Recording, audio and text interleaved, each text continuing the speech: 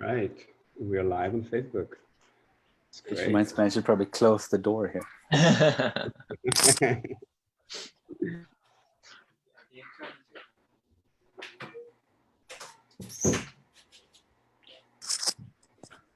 Sorry. Right. Hi, everybody. It's a pleasure to be here today. We have our friend Nils and Amit representing the new organization called World of Wisdom.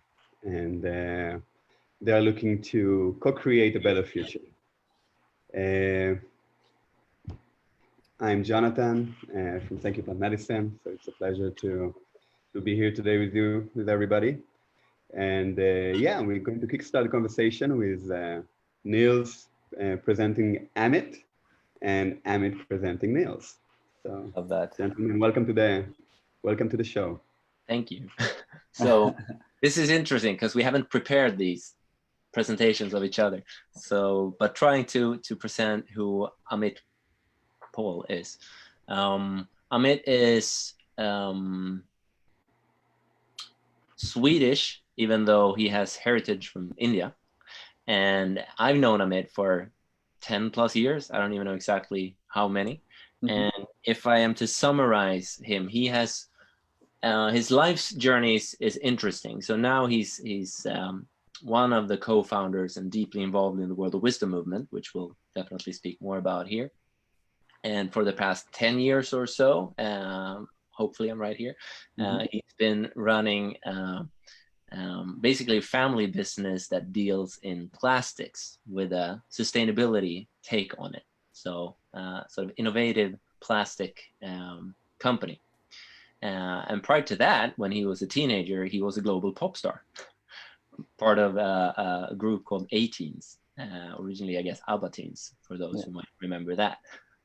And so that's his background, but I would describe Amit as a human being with a very smart and very open mind, who has the potential and the ability to sort of bridge various worlds and speak with different types of individuals and also understand patterns in society in a really impressive way.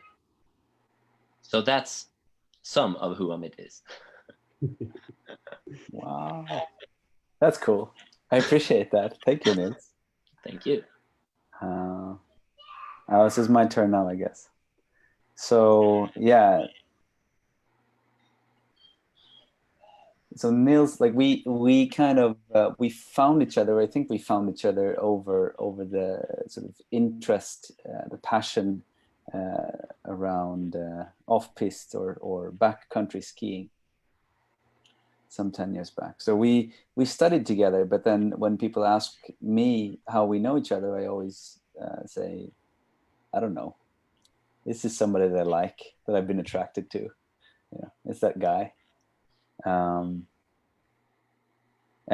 I mean, Nils was also the person. So like some 3 or something years back, I was considering sort of a career change, and I was thinking, who does really cool stuff and does them in a different way than I do?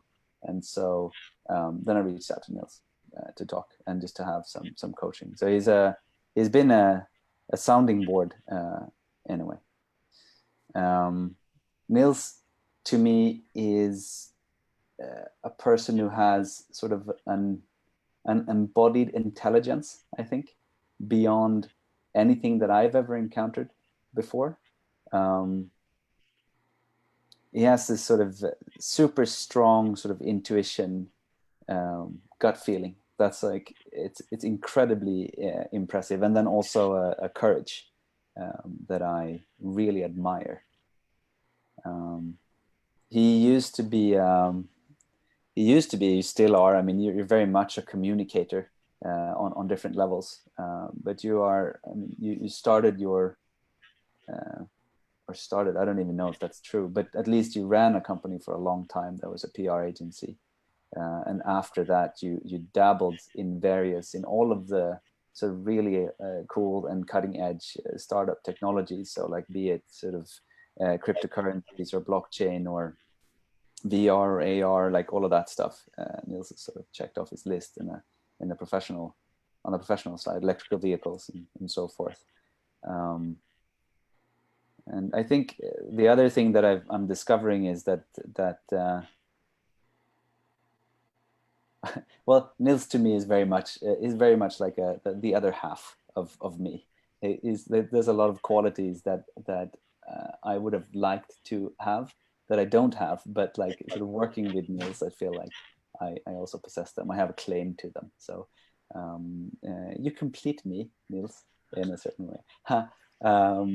But it's true. It's a really sort of nice journey that we've been on for the past year, and yeah, we'll be on, I hope, for many years to come. Wow. Great. Now I want to do mine again. Thank you. Thank you. That was wonderful intro, guys. Well, one of the reasons we are here, or the main reasons we are here, is because you've been working on a project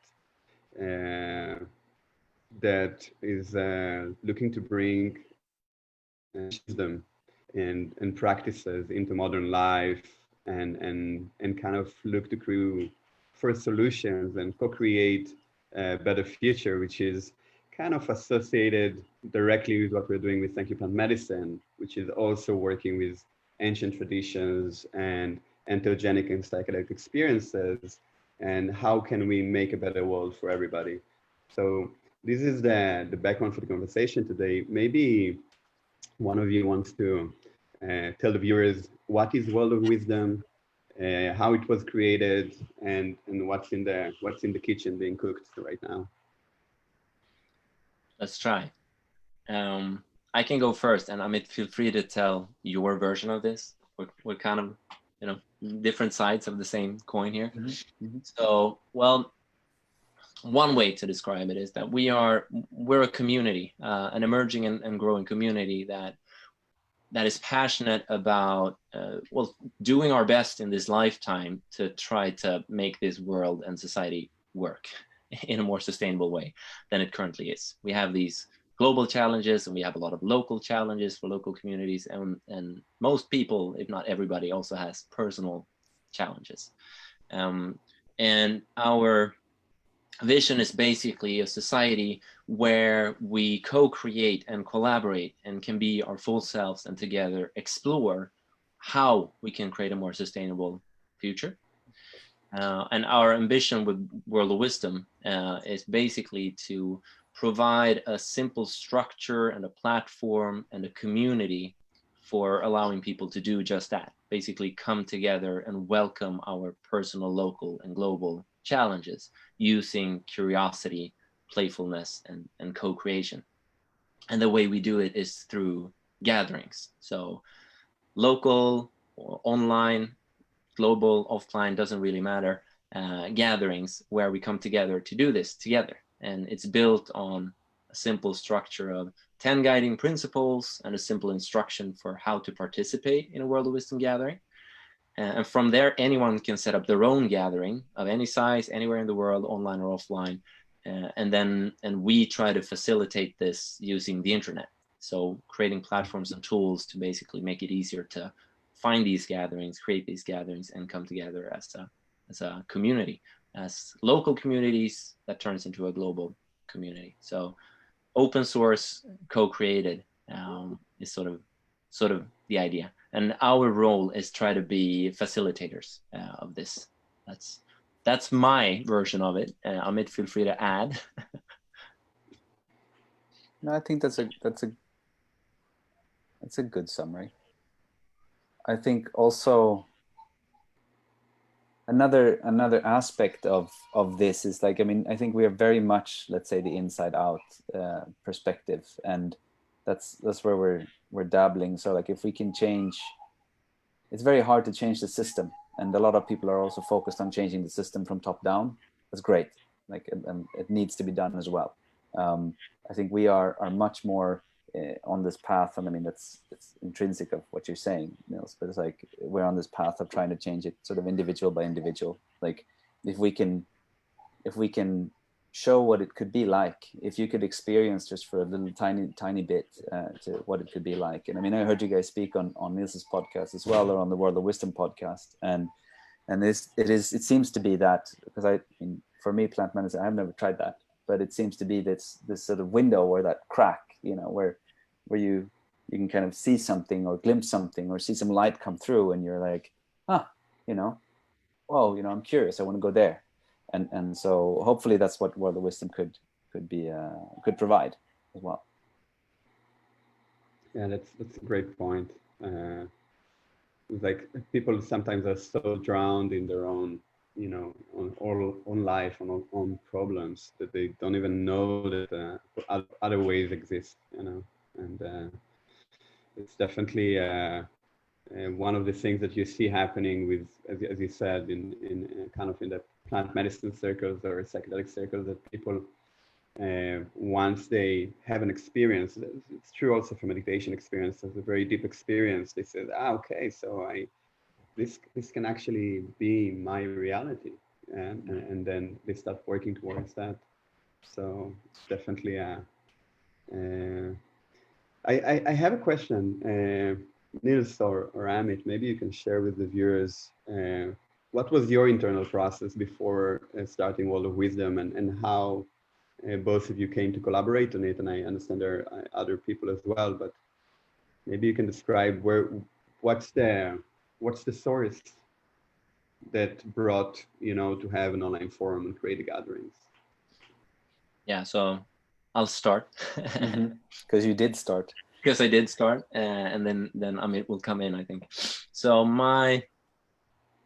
a little bit of personal background then on me. So I've been an entrepreneur for many years, and as Amit beautifully described me, I've been doing a lot of things on sort of the forefront of technology for many years, and that has also allowed me to have a very deep transformational experience in life, where I've been allowed to grow and develop quite a bit, and I've fairly early on reached some sort of success by its current definition in society, and understanding that was very empty and very hollow for me, and it led me into a spiritual journey that started 6 years ago, and it kicked off at my first Burning Man in 2014. And without going into 6 years of going deep into myself and into existence and my own shadow sides and all these aspects that one goes into, it has guided me deeper and deeper, and allowed me to become more pure and understand both what my purpose is and how to follow the path that I'm on. So a little more than a year ago, World of Wisdom was born, and it was born at the same time where I fully understood my purpose here, at least my current purpose. So I spent 6 days in Brazil, in the Brazilian jungle, with a Brazilian shaman called Hurayande, working with many sort of psychoactive technologies. So plant medicine, in this case ayahuasca, but also breath work, meditation, conversations, basically just going deep into path and purpose, which was the intention I set for that entire journey. And I came out of that experience with a very, very clear answer to that. So I realized that my job right now is to try to bring timeless wisdom to the modern world and act as a bridge between various cultures, various types of knowledge and wisdom. And I realized I had to start redirecting all of my professional work towards this purpose. So working only from my perspective and from what I'm seeing for a more sustainable future for people and planet alike. And it has taken me about a year to sort of fine tune all of that. And now that's what's happening for me.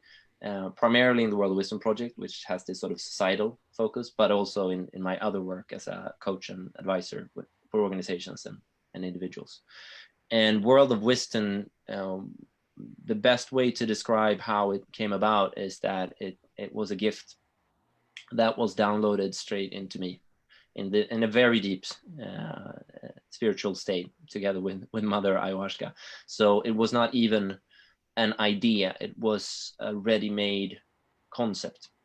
So I literally, in that space, sat at my computer. I couldn't sort of help myself. I had to get it out, and created a deck of 10 slides in Keynote. So using Keynote and Ayahuasca in combination, which is, rare. It My basically, friend does that, yeah, the deep, spiritual practice of Keynote and Ayahuasca. Yeah, so the name, the structure of it all, it was done, and I even so the source of this, the only way I can describe it is source. It's a very deep point in the subconscious, not just mine, like the one and only consciousness, that handed this to me, and it also it made it very clear. It was almost like a paint by numbers kind of instruction, which I guess says a lot about something felt it needed to be very clear with me. So not only the name and the structure, but also a list of people that I should start having conversations with when I got back to Sweden. And Amit was on that list.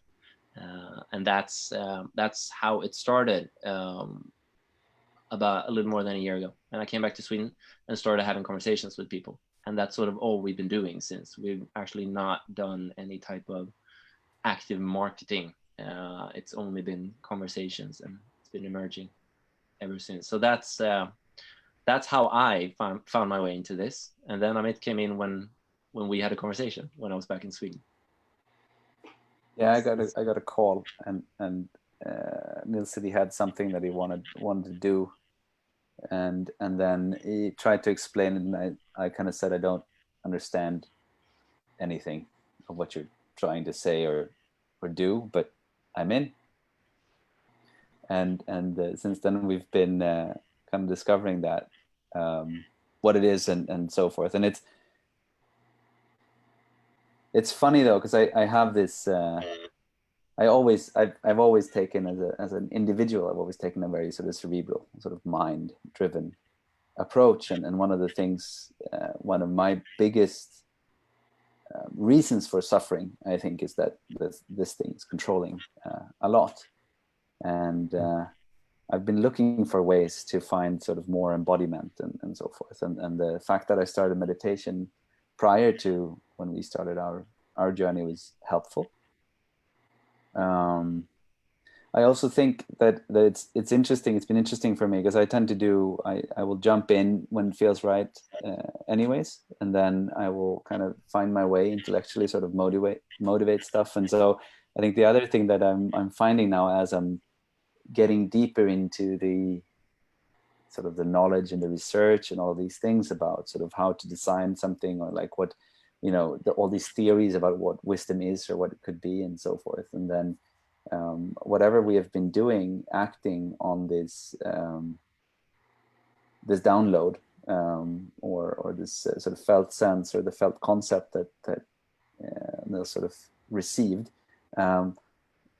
it's very much aligned with, and there are nuances that I'm discovering now. So like I do, like, my drug at the moment is podcasts. I do a lot of sort of content. I really devouring that space, and in this, of course, in this sort of co-creation and sort of wisdom and how to create a new, better future, and like what are the different issues that we have and so forth. And I'm sort of discovering that the nuances of what is already there is very much aligned with sort of the best of the research and so forth. And so to me, it's just curiosity and a willingness to learn, and that's why I jumped on, I think, and then and now I'm hooked.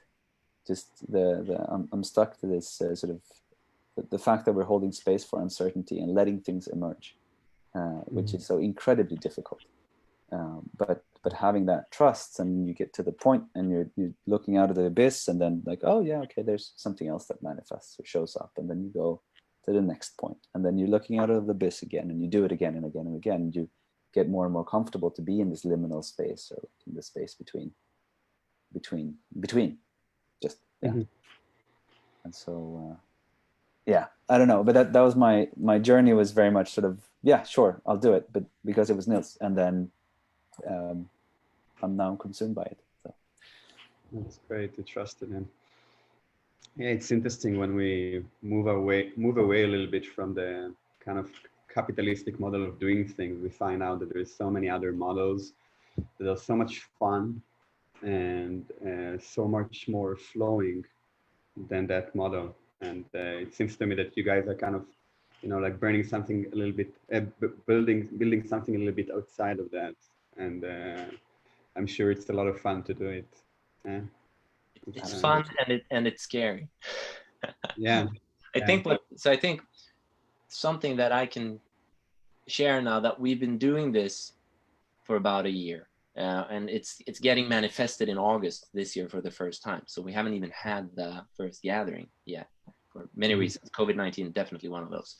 Right. But what the experience has been and still is this emergence. So both me and Amit have a history in running companies, and we both studied at Stockholm School of Economics. So we come from a very business heavy and entrepreneurship heavy background. And at least my experience of World of Wisdom is that, like Amit was saying, holding space for uncertainty. So we don't even have clear roles. We're sort of a very fluid thing, where we're honoring transparency and co-creation in everything we do, and not from the sense that the entire community has to vote on everything, but rather that whoever shows up, whoever wants to have a say or come up with an idea or an initiative, does that. And if someone else disagrees, people come in to disagree. And what we've been experiencing now for a year is kind of, I would call it like engagement-based temporary leadership. So people come in and they lead an aspect of this for a while from themselves, whatever they see this could be. And then eventually some of them they go somewhere else with their energy, and then someone else comes in sort of automatically and naturally and takes over. There's not even like a handover process and then puts their spin on it. And that is what is allowing this to emerge. So it's, even though the core structure is very much the same as it was the first day of this, what it is turning into, and who is joining, both individuals and organizations, and where it's now going, we could not have foreseen or expected or even planned for. So I think there's potentially a deeper perspective on this, which is that in the current society, the one that has started its death process fairly clearly, because it needs to make room for sort of a new emergent society. In this current and past one, a lot of the structures we built are sort of fear-based. They're there to create control. There's a lot of fear, like what if something goes wrong? We need to control everything. While what's happening with World of Wisdom and similar emergent movements and initiatives is that we are allowing ourselves to not have control, to not be in control of what it is and where it is going, as individuals, and just trusting that crowd and community and us together will make something happen, as long as we constantly stay true to our purpose, our core. So there's something to that for me personally has been extremely interesting, and it has allowed me to really grow, and it keeps allowing me to grow, to just constantly let go of my plans and ideas for what this is. Yeah, it's a great point. Exactly how we've been emerging as well with the Thank You Plant Medicine movement. It's been a co-creation of hundreds, if not thousands, of people, and you see that in this new dynamic, shape-shifting organizations. Every time somebody come and contribute something, just a word, an idea, a post, a share, it kind of helps grow the collective, and that's very interesting, and you kind of see people getting it and riding for a while, and as you said, jumping off and then joining again, it kind of allows this kind of flexibility within the decentralized organization format to create something beautiful out of it, actually. It allows, there's an analogy that I hear people use sometimes that really speaks to me, is that the sort of industrialized society, the story of that is very much like a machine. Like how we talk about it and how it is structured, we're sort of describing the world as a machine, while what's emerging now and exactly what Thank You Plant Medicine, World Wisdom, and other similar initiatives are doing, it's much more like a forest or a garden, where you can't really plan it, it just grows, and certain trees or plants will grow high for a long time, others will just come in and then die, but they'll give energy to the entire system, but nobody knows what it's going to turn into because there's not one person somewhere controlling everything. Yeah, it's more organic, and it is based more on empowerment. So each part can create, as long as you don't, ruin the whole garden or burn the forest, and you're supportive of the growth of that analogy. Amit, maybe you can share. So you guys started, and you were one of the first ones to join, I understand. Would you want to describe a few of the challenges, if there were any, on the way to bring more people into the fold? Yeah, sure. There's, I think also what we are describing now, it's a challenge in itself, because this, let's call it like framelessness, and this sort of immense possibility is it's both scary, and it's kind of, there's a lot of people that are curious, and then they will come in, and then you will discard it as nothing happening or so forth, so there's a really I mean, maturity is such a value, it's such a charged word but there is an element of I guess courage or trust or something like that has to be there in order to, or maybe just a commitment to the higher purpose, and so forth. So having sort of balancing that has been very tricky, and then also challenging this notion of that I know best, and that if I have control, it will end up in the best way. So that it might. We've been talking lately, I think, quite a lot about sort of the fact that the process. I mean, this old cliche that's like, it's not the where you end up. It's the journey that's the goal. But it is so much sort of process oriented, and I think that this is what you were. It came up for me when you were talking just before as well. That, I mean, if you look at industrialized society, you're always looking for this next thing.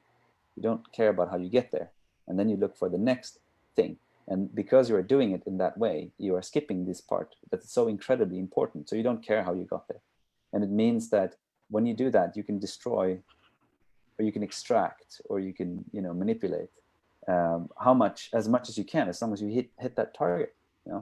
And with the World of Wisdom, I think it's the opposite, right? And having, just holding that space, being in that space, and also attracting people, allowing them to come in, and I mean, an ambition that we've had is to be very inclusive. So it means that you want to bring people in from all backgrounds and all walks of life, and all different economical backgrounds and so forth. And the fact that we haven't been able to sort of pay people is another aspect, because it takes a lot of time, and like, how can I commit to this? And I have these 100 things on my to-do list, and I have the family and these responsibilities and blah blah blah.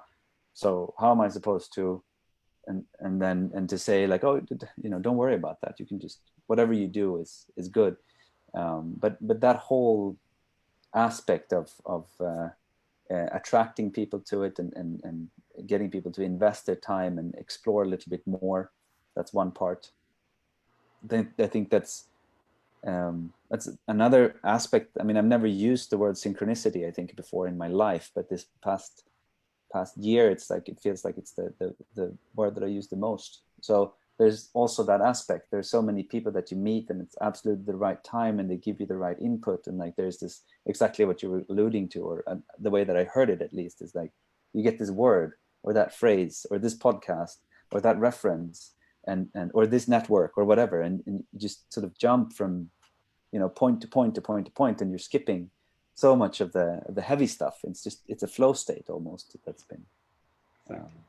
So I don't know if that answers your question, but I think this engagement part and involving people in something that is so shapeless, this I think is the main challenge. Yeah. If I can add to that, I fully agree. And there's something about the narrative. It's a completely different narrative that most of us are not used to, which means when we start speaking about co-created or participatory culture, that is a weird thing for a lot of people. If you haven't been to Burning Man, for instance, and we speak about just the concept of synchronicity can also feel very weird to someone. And the fact that we are trying to sort of shy away from the focus on results.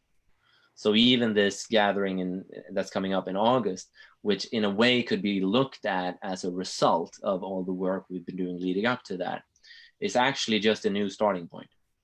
We're just we're creating the seed. Like there was a seed a year ago, and now that's turning into the next seed, and from there something else will grow. So we never sort of reach any results, and we're trying to keep that out of the narrative, and it's challenging for a lot of us because our brains are not accustomed to that. So we do get questions like, "Well, what is it? What will happen in August? And then what? And how are you going to fund this thing? And then what's going to happen?" And obviously there are no answers to that because this is emerging and nobody knows, and it's a collective.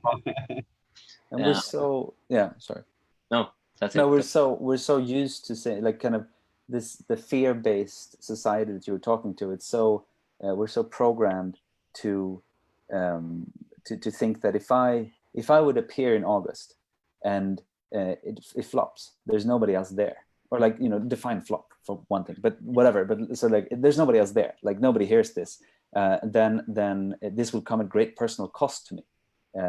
You know, it's a really funny concept because like if you're in the forest and you're shouting and nobody hears you, you know, so what's the damage? Like it didn't do it, did it? So why not? Like if it's driven, if you have if you can act from here and make it happen and do it, then good for you. Fantastic. You had an experiment. You had an experience regardless of what happened in the end. So you own that part. That was one thing. And then the second thing that just came up was I was listening to Stephen Jenkins. That is a new favorite voice of that I found. He's worked a lot with dying people, but he was saying, he's like, we're so used to focusing on the harvest and just harvesting and you know, reaping benefits. And he's saying now is not the time for reaping benefits. Now is the time for work. And I really resonate with that. And I think that's also the point. It's like we, at least to me, that's been my very personal journey. It's like I've always had I'm blessed to have found that early on that I love the process of doing the work. That's where I get a lot of my energy. So benefit, it doesn't matter, but like, and I think that's also something we're doing in World of Wisdom in a way. That is, I mean, if you look at research into happiness, for instance, like what happens with these results that we tend to, you know, we paint this picture that we're heading somewhere and to this golden magical result where everything will be fantastic and I'll be super happy because I achieved that thing, or I made that number in my bank account, or I became famous or whatever. And then what happens is that as soon as we reach the result we've been aiming for, well, it disappears. It's no longer a shining beacon for us, and we get to enjoy it maybe for a split second or a short period of time, but that's the only value. It's just part of the process. And we rarely go back and be like, yeah, 10 years ago when I reached that result I really wanted to reach 10 years ago, that's it. It's still providing me that much value. I mean, we're in this moment, and just to what you're saying, Amit, when we do work from a true place together with others, and it's all exploration and experience, then, you know, there's no better thing.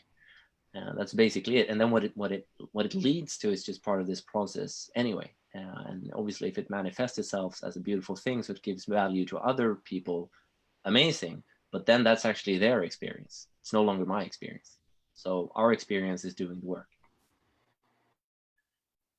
Yeah, and one more thing that came to mind as you guys were explaining your views is that many times when you're really focused on just this achievement, you're kind of living in the past because it's an achievement that you set yourself a while back, and things have shifted and things are dynamic, and you're kind of always living in the past if you just focus on that goal that you set yourself a while back, and you're not at the moment. You might not be connected to the things that are happening to you. You will not be so attentive to the value and happiness you have right now in your life. So it's interesting. I wonder in your vision, right, for all the wisdom, what do you see? What do you see after the August gathering? Or maybe you want to talk a bit about the gathering in August, and then we can look beyond that. What's your hope? I guess that makes sense. I mean, do you want to talk about what's happening in August? And I'll fill in. I can talk about what's happening in August. I can just sort of respond to the question of like what we absolutely do not want to do, or like, at least from my very personal view, is like what is not important for World of Wisdom is to take over the world or to become the one something. I really don't care about that. I do not want to have a unicorn. Let's put it that way. But August. August will be a gathering. It will be 5 days, 11th till the 16th of August. And we will explore, I think, to do a fully co-created online event, basically. And it will be, basically we've split it up a little bit. So the first, say 2.5 days, 11 till the 13th, we'll probably do more work on location, wherever you might be. And then the 13th to the 16th will be when we sort of turn on the streaming button and start having more content online. The shape that it's taking is that we will host this gathering from Gotland, which is an island outside of Sweden. It is in Sweden, but it's outside of the Swedish mainland, I should say. We envisioned that we would have, a gathering there of a lot of people, and with the corona restrictions and the COVID-19 pandemic, it's not possible. So there will be maximum 50 people there, and that's where we will produce, let's say, this seed or this host camp from. That will do, let's say, a sort of bare minimum. We will set the tone. It will hold space. We will make some rituals, some ceremonies from there. On top of that, everything is co-created. And so we have some camps that seems to be emerging. I will do something that I call sort of sustainable transformation camp, which would be similar like this, discussions on topics regarding sustainability and transformation and innovation. We will have some water scientists most likely come in and talk about water and do something on that. We will have a prototyping camp. There will be, maybe you guys will come join us and do something. That would be amazing. And so there will be a lot of, and then I think also, so we're operating after, we're trying to map this out, this engagement in a two-dimensional way, where we've said that we have one parameter, like one part of the compass. Instead of north-south, we're talking about I and we. And on the other axis, instead of east-west, we're talking about do and be. And so we try to make space for all of that. So it could be, sound meditations or very much sort of personal, introspective experiences on one end, where you might be in the I-be camp, or if you do it together, it might be the we-be. And you could also be sort of hackathons and doing stuff and like actually exploring a new future and like trying to co-create something and really build, and that would be in sort of we-do space, let's say. So we're trying to set up a structure that would allow for a lot of different things. And somebody said it, to frame it is like if Burning Man is a lot of being, And let's say, again, like in a network like Emerge is a very much sort of idea heavy network. We try to be in the space, occupy the space in between there, say that where we allow for being and allow for that time for reflection. And at the same time, we are very committed to trying to create action. So one of the final parts of this instruction that Nils was talking about in the beginning is that we want people to come out of the gathering make a commitment to act upon whatever you found. It can be big and or small, but it's a commitment to act.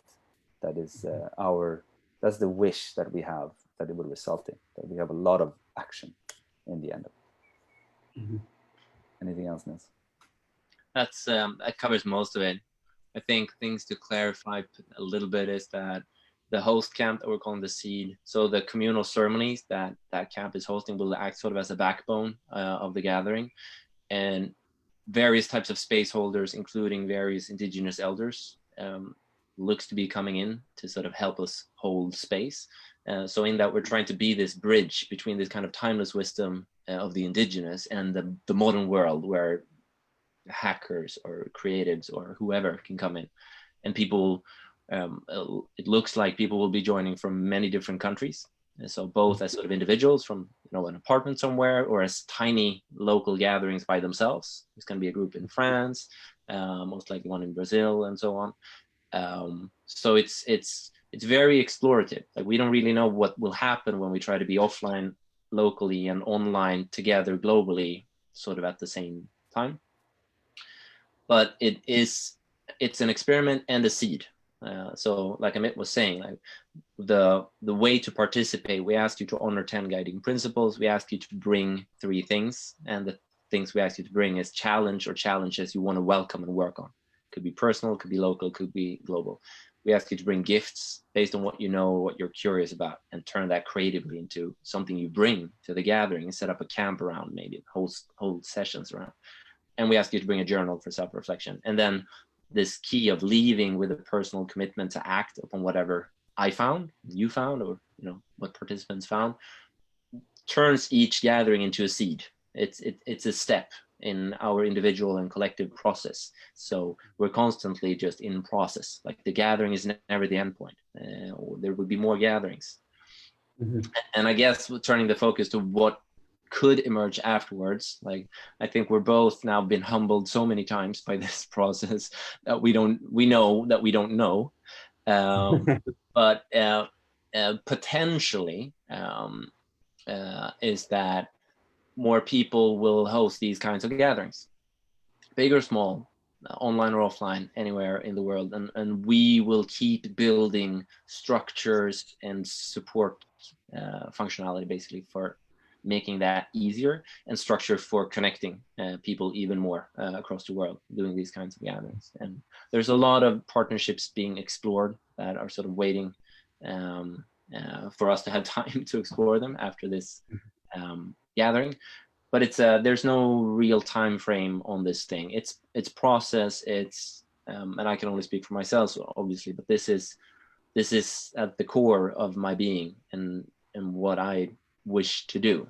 So we hope this will grow in the way it's supposed to grow. Like Amit said, we're not here to take over the world. We're here to be a tiny tree in a garden.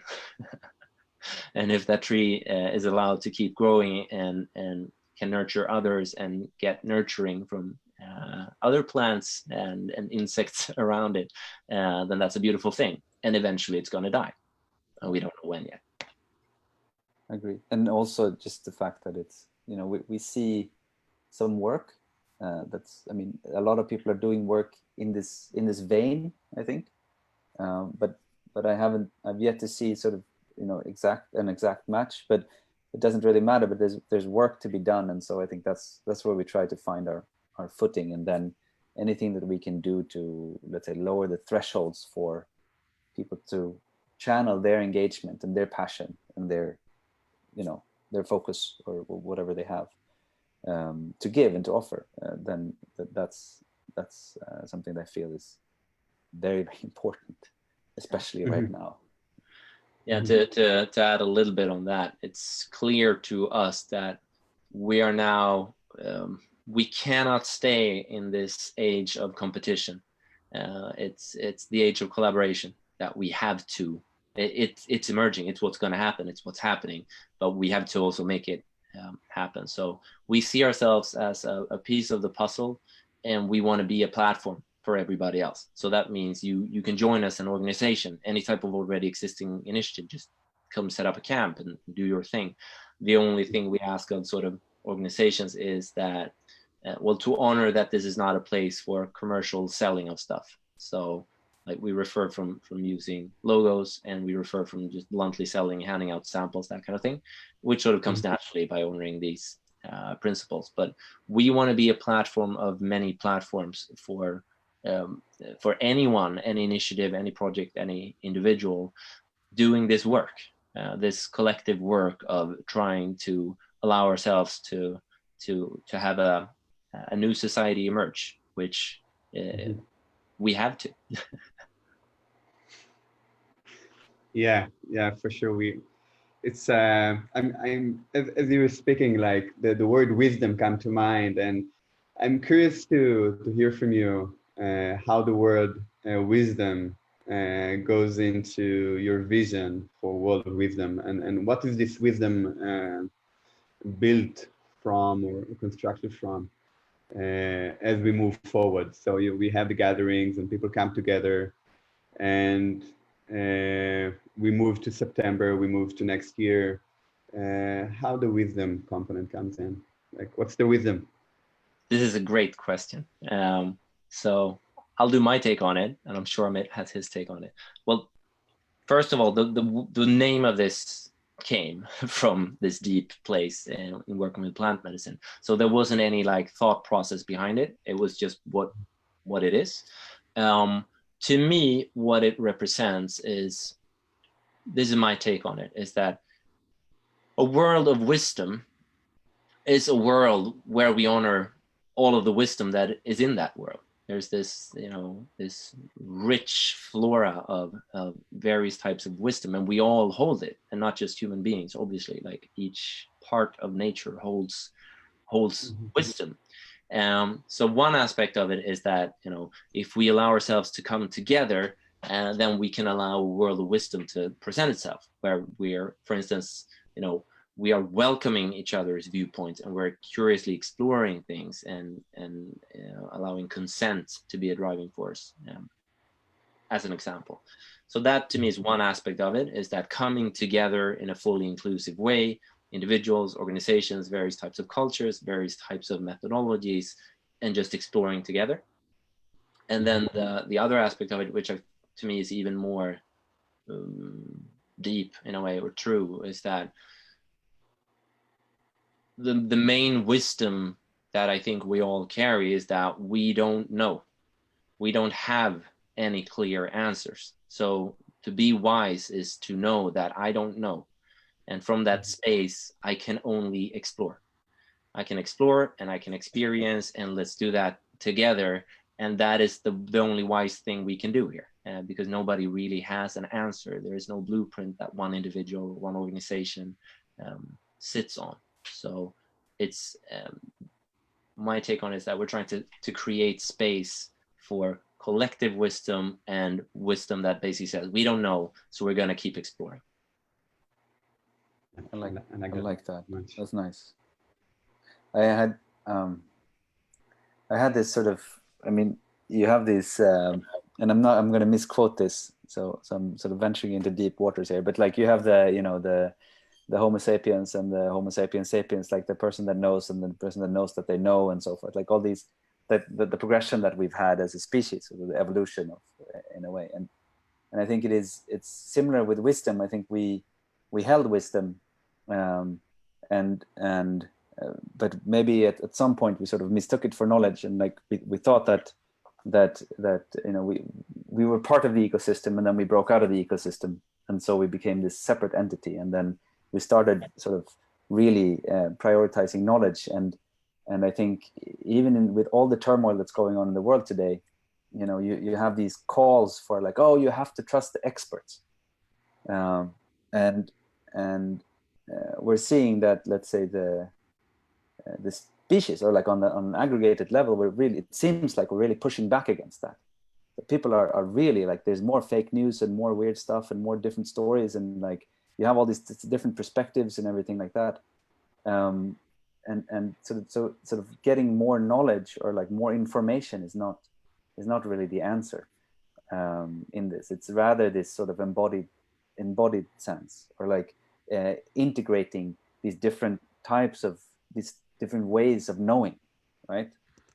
And so I was listening to John Vervaeke, is an awesome systems thinker, fantastic Canadian person, and he's talking about, so like how does intuition work, or like how do you know, like is there a sixth sense, you know, what's the scientific proof that there's a sixth sense? And so they've done an experiment where they had people coming into a room, there's a scientist there, they had this black screen in the back, and then they were told like, okay, you have to tell me, is somebody watching you or not? And they came in and they said, I have this feeling that somebody's watching me, you know. And then there were two settings. So the scientist, or like the person in the room, would either say, yes, you're right, and actually be, you know, tell them, or no, you're not right. So like actually confirm or deny, like if they had.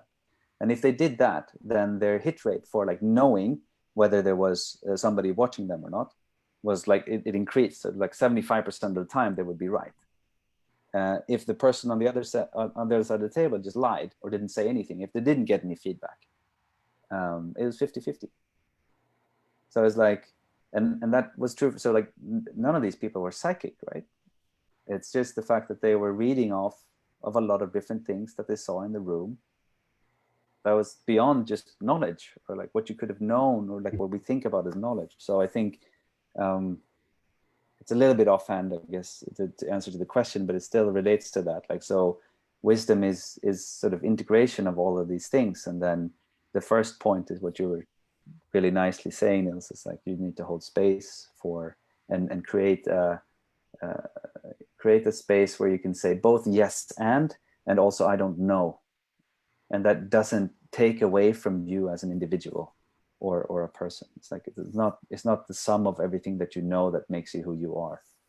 You know? So yeah, that'd be my 5 cents. Great. I'd like to, maybe you can tell the viewers where they can find you and how they can join the gatherings next month.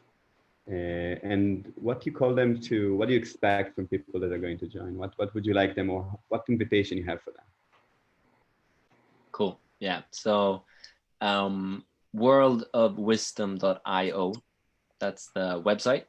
On that website, you'll find basically all the other relevant links, but we have an open forum, which is, we honor full transparency. It's like everything we do, we put on the forum, or at least we intend to and try to do that.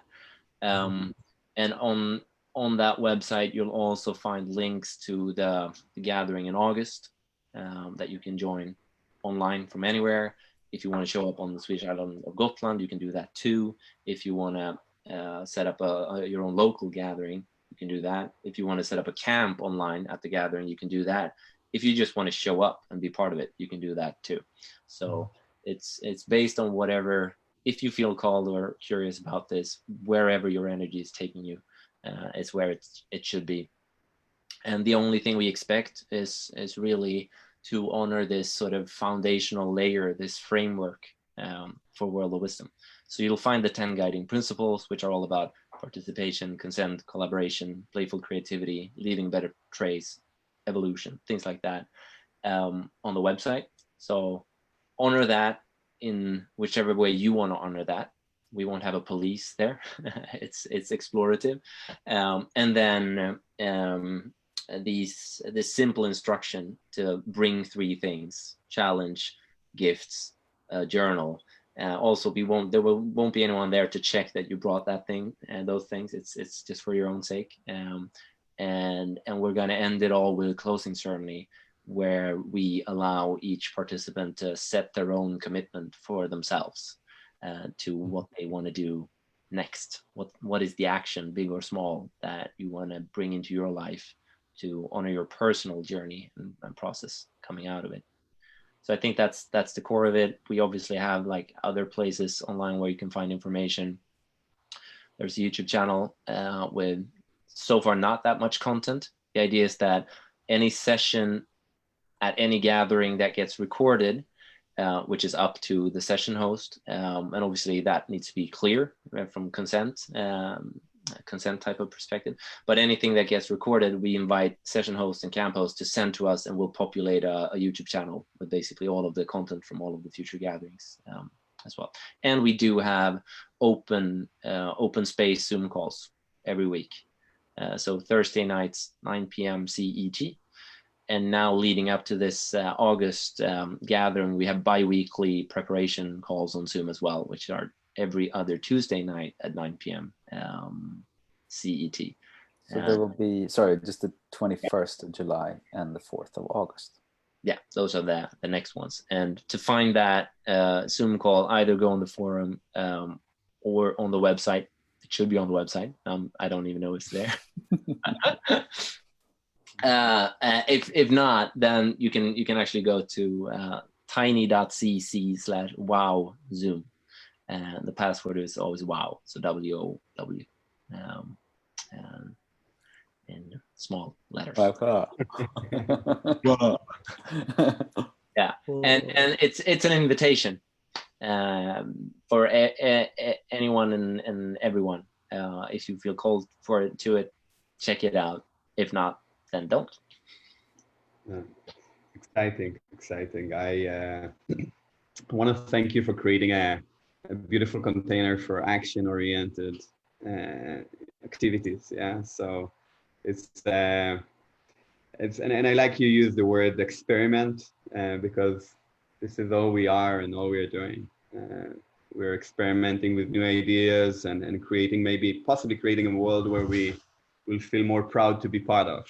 Yeah, that's beautiful. So thank you so much, guys. It's been a lovely conversation. It's great to meet you both. Nils, I met you a while back, but Amit, it's a pleasure to meet you. And yeah, I would like to participate, so I'm going to be in touch with you afterwards to see how I can take part. And Beautiful. we're good for today. Much love. Thank you for all the viewers, and yeah, blessings for the weekend. Dude, thanks so much. Thank you, John, and thank you to this beautiful movement and community that all of you are. It's amazing and very important. Yeah, and thanks for the support, just spreading the word. We are fantastically grateful. Yeah, thank you. Great.